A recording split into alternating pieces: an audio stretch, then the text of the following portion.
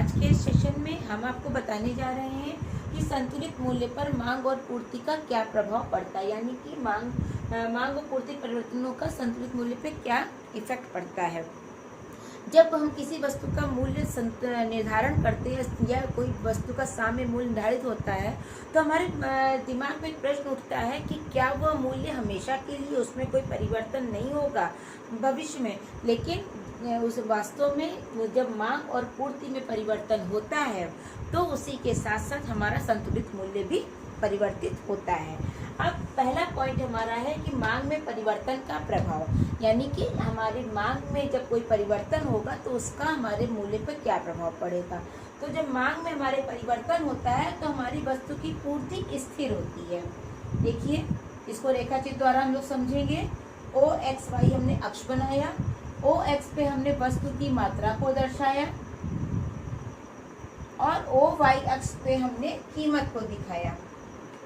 ठीक है, अब हमने यहाँ पे कीमत रेखा खींची, ये हमने पूर्ति रेखा खींची यहाँ पर। ठीक, SS ये हमारी पूर्ति रेखा है।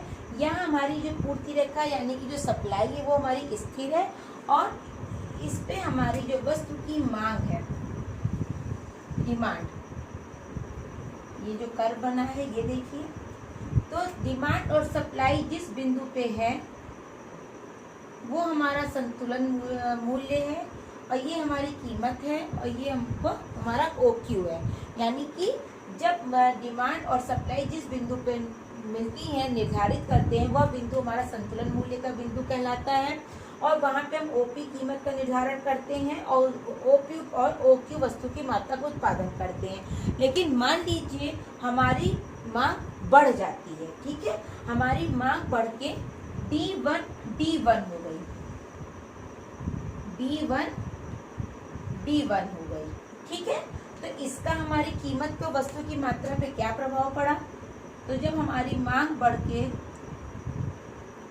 D1 हो गई तो हमारी कीमत भी बढ़ के P1 हो गई और वस्तु की मात्रा बढ़ के Q1 हो गई। यानी कि पूर्ति तो हमारी स्थिर है, लेकिन अगर हमारी मांग बढ़ेगी तो मांग के साथ साथ हमारी वस्तु की कीमत भी बढ़ेगी और वस्तु की मांग भी, मतलब वस्तु की मात्रा भी बढ़ेगी।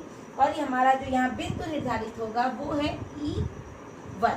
ठीक है, लेकिन अगर मान लीजिए हमारी मांग घट जाए, यानी कि हमारी मांग घट के D2 और D2 हो जाए, यानी कि हमारी मांग घट जाए तो हमारी कीमत पे क्या प्रभाव पड़ेगा, वस्तु की मात्रा पे क्या प्रभाव पड़ेगा।